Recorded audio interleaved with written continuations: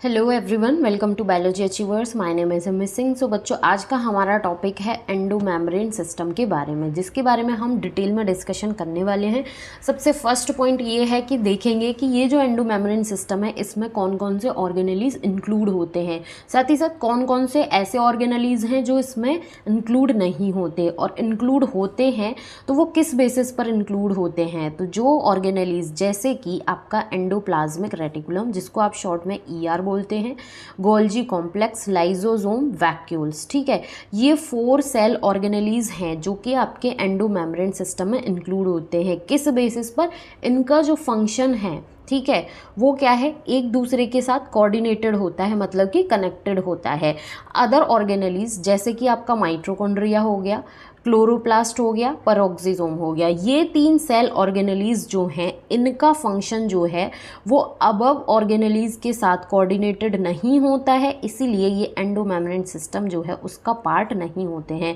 तो ये जो इन्फॉर्मेशन गिवन है ये काफ़ी इंपॉर्टेंट है, क्योंकि इससे रिलेटेड नीट में क्वेश्चन पूछा गया है और पूछा भी जा सकता है कि कौन से ऑर्गेनेलीज जो हैं वो एंडोमेम्ब्रेन सिस्टम का पार्ट होते हैं और कौन से ऑर्गेनेलीज नहीं होते हैं। ठीक है, ये चीज़ हो गई। अब सबसे फर्स्ट जो एंडोमेम्ब्रेन सिस्टम में इंक्लूड होने वाला ऑर्गेनेली है वो है आपका एंडोप्लाज्मिक रेटिकुलम, जिसको शॉर्ट में ER बोला जाता है।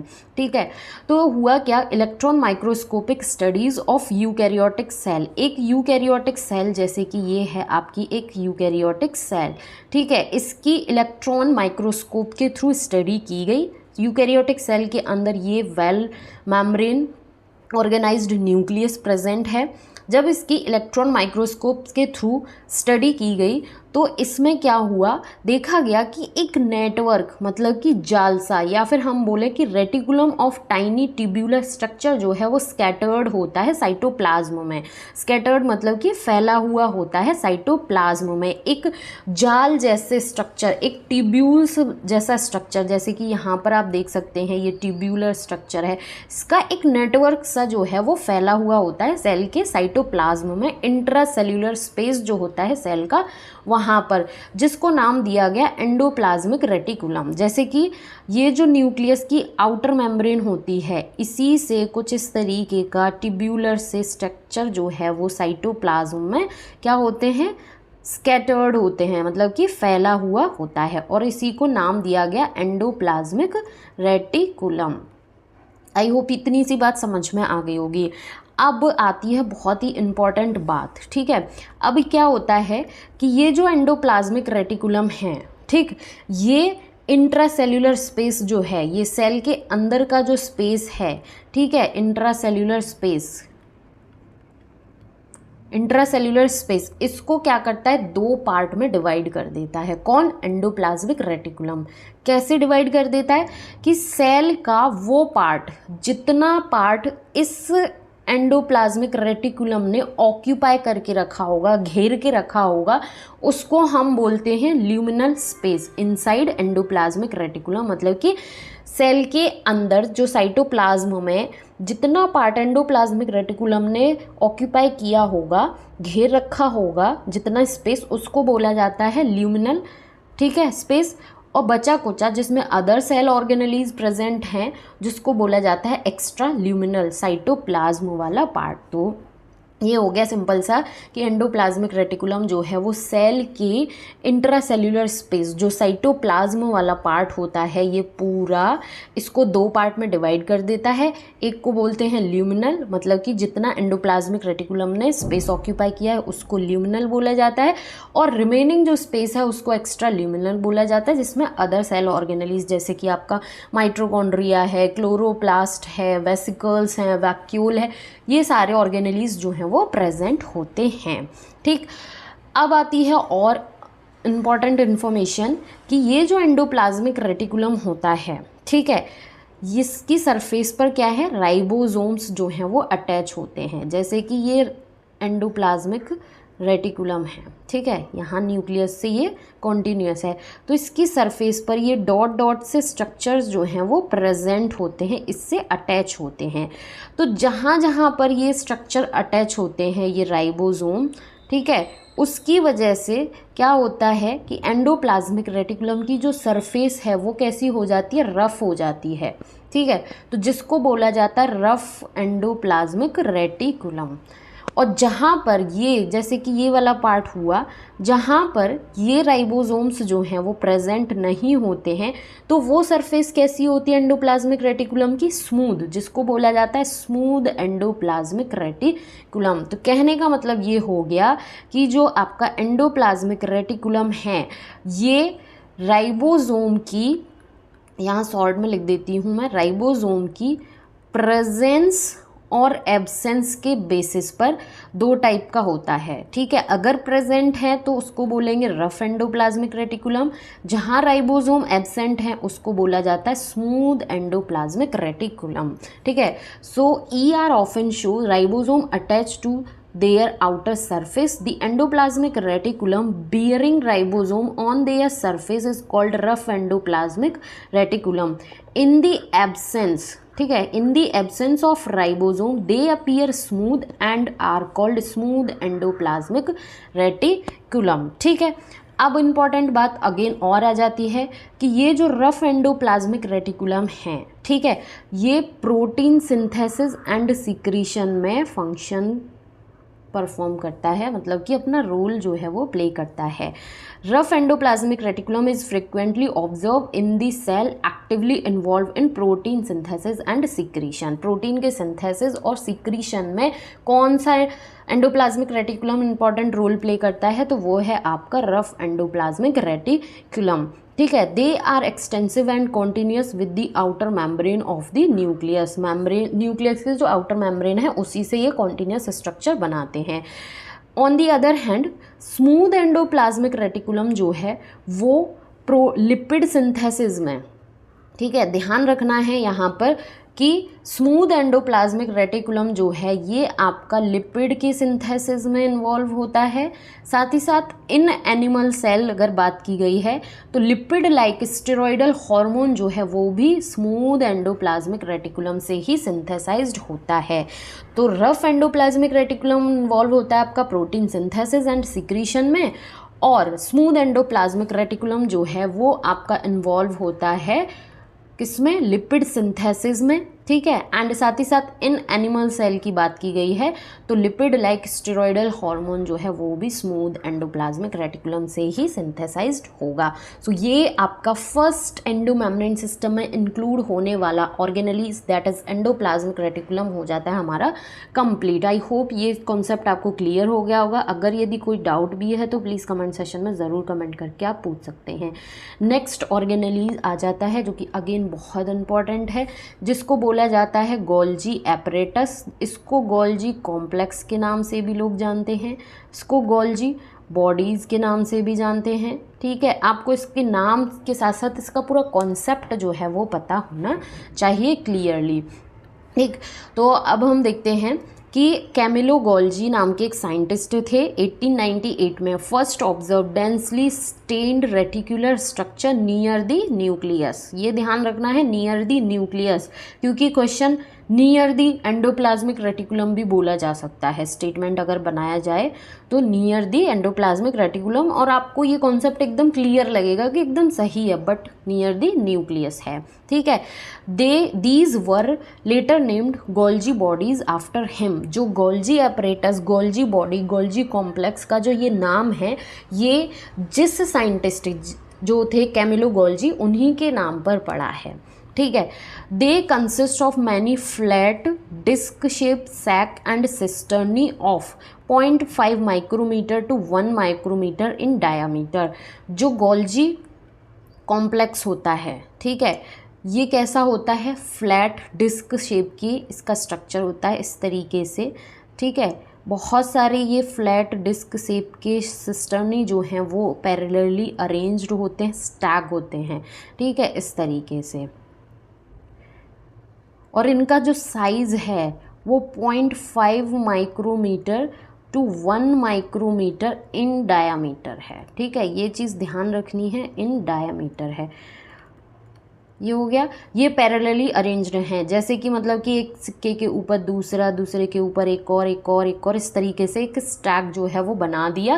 इस तरीके से ये जो गोल्जी एपरेटस है इसका स्ट्रक्चर होता है। सिस्टर्नी इसको बोला जाता है सिस्टर्नी, ठीक है। ये एक दूसरे पर इस तरीके से अरेंज्ड होते हैं, ठीक है।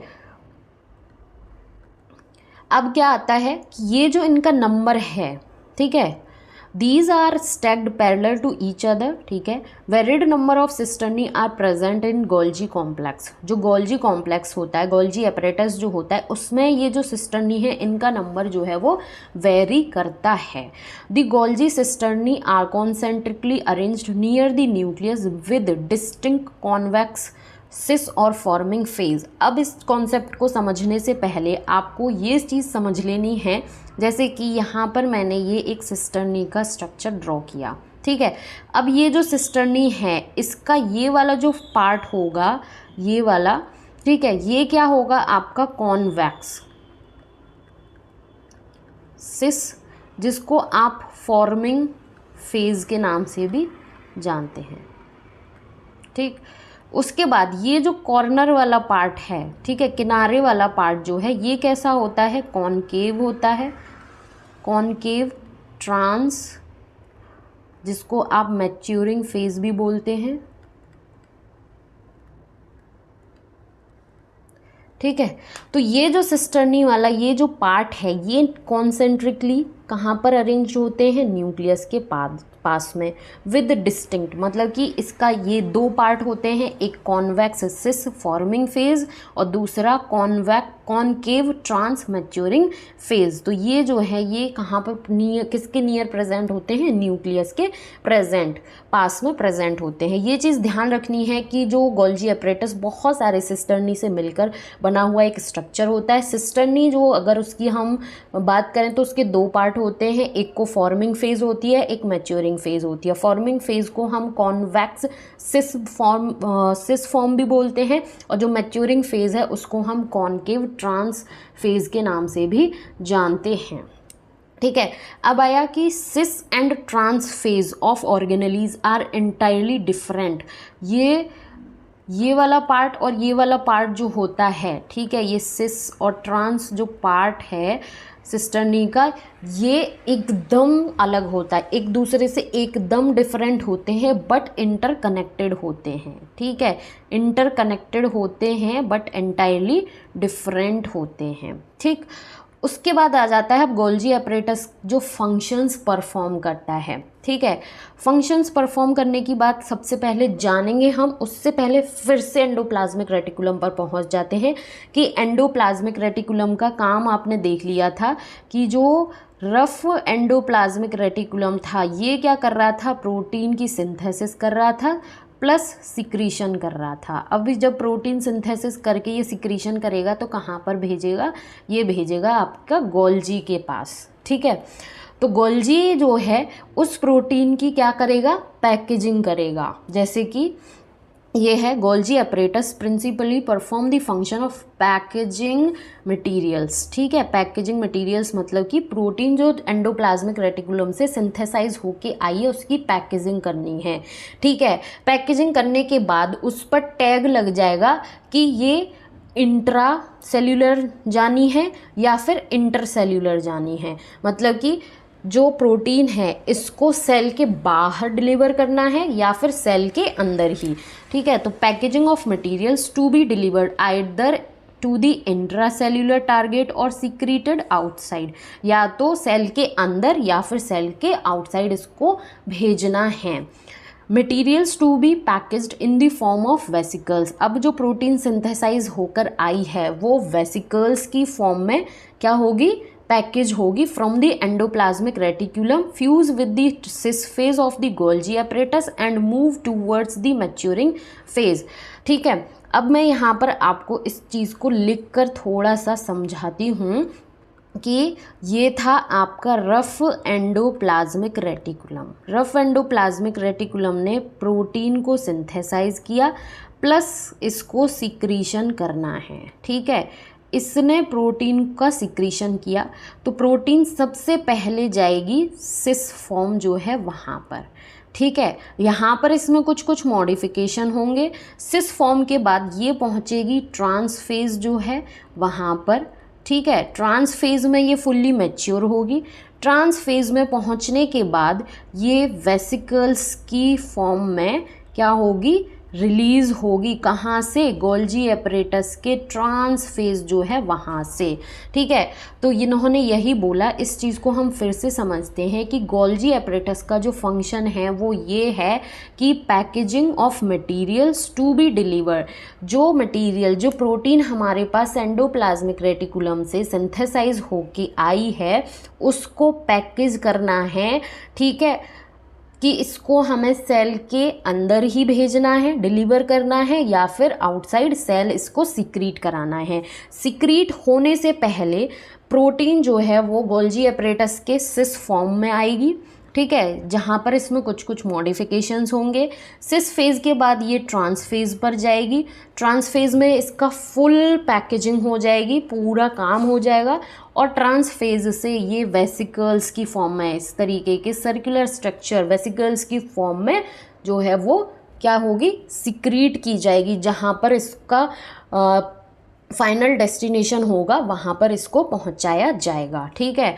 So materials packaged, materials to be packaged in the form of vesicles from endoplasmic reticulum fuse with the cis phase of Golgi apparatus, ठीक है, cis phase of Golgi apparatus, ठीक, and move towards the maturing phase, मतलब कि trans phase. This explain why the Golgi apparatus remain in close association with endoplasmic reticulum. ये यही explain करता है कि इसी वजह से Golgi apparatus जो है वो endoplasmic reticulum के साथ बहुत ही close association में रहता है. A number of proteins synthesized by ribosome on endoplasmic reticulum are modified in the cisternae of Golgi apparatus, ठीक है। जो एंडोप्लाज्मिक रेटिकुलम है, रफ एंडोप्लाज्मिक रेटिकुलम है, स्पेसिफिकली जो राइबोसोम्स वहाँ पर प्रेजेंट हैं वो क्या करेंगे, प्रोटीन की सिंथेसिस करेंगे। प्रोटीन सिंथेसिस करने के बाद ये आ जाएगा गोल्जी एपरेटस के सिस्टर्नी के सिस फॉर्म में, जहाँ पर ये मॉडिफाई होगा before they are release from its trans face. Trans face से रिलीज होने से पहले सिस फेज में प्रोटीन जो है उसका मॉडिफिकेशन होगा, ठीक। Golgi apparatus is the important site for formation of glycoproteins and glycolipids, ठीक है। अब गोल्जी एपरेटस जो है इसको मटेरियल्स की पैकेजिंग करनी है, इनको वेसिकल्स की फॉर्म में सिक्रीट कराना है, मतलब प्रोटीन को, ये तो इसका पूरा फंक्शन है ही है। साथ ही साथ गोल्जी एपरेटस जो है वो ग्लाइकोप्रोटीन और ग्लाइकोलिपिड के फॉर्मेशन में भी इम्पॉर्टेंट रोल प्ले करता है, ठीक है। आई होप कि गोल्जी एपरेटस का कॉन्सेप्ट भी आपको समझ में आ गया होगा। अगेन अगर कोई डाउट है तो प्लीज़ कमेंट सेशन में ज़रूर कमेंट करके आप अपना डाउट क्लियर कर सकते हैं। नेक्स्ट जो हमारा ऑर्गेनेली है वो है आपका लाइजोसोम, ठीक है। लाइजोसोम जो है these are membrane bound vesicular structure formed by the process of packaging of the Golgi apparatus, ठीक है। जो लाइजोसोम है वो मेम्ब्रेन बाउंड वेसिकुलर, मतलब कि वेसिकल एक सर्कुलर सा स्ट्रक्चर है। अब ये कैसे बनते हैं, जब गोल्जी एपरेटस पैकेजिंग वाला प्रोसेस कर रहा होता है तो वहाँ पर ये सर्कुलर वेसिकुलर स्ट्रक्चर जो है वो बनता है। The isolated lysosomal vesicles have been found to be very rich in almost all type of hydrolytic enzymes. जो ये वेसिकल है, ये जो लाइजोसोम है, इसमें ऑलमोस्ट सारे टाइप के जो हाइड्रोलिटिक एंजाइम्स होते हैं, जैसे कि यहाँ पर अगर हम हाईलाइट करें तो ये सारे एंजाइम हाइड्रोलेज, लाइपेजेस, प्रोटीएजेस, कार्बोहाइड्रेजेस, ठीक है, ये सारे के सारे हाइड्रोलिटिक एंजाइम्स जो हैं वो इसमें पाए जाते हैं। इसका जो पीएच होता है वो एसिडिक पीएच होता है। ये जो एंजाइम होते हैं, these enzymes are capable of digesting carbohydrate, proteins, lipids and nucleic acid. जैसे कि कार्बोहाइड्रेजेज है तो ये किसको डाइजेस्ट करेगा, कार्बोहाइड्रेट को।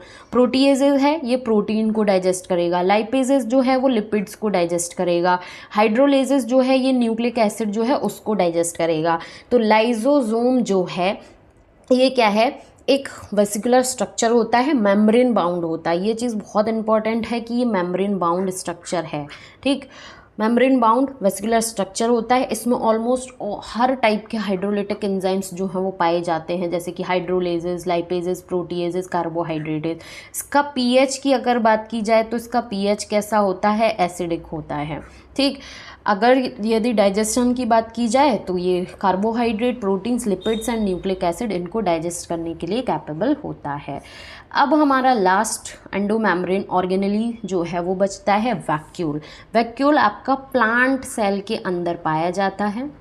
ठीक है, सेंटर में प्रेजेंट होता है, लार्ज स्ट्रक्चर होता है।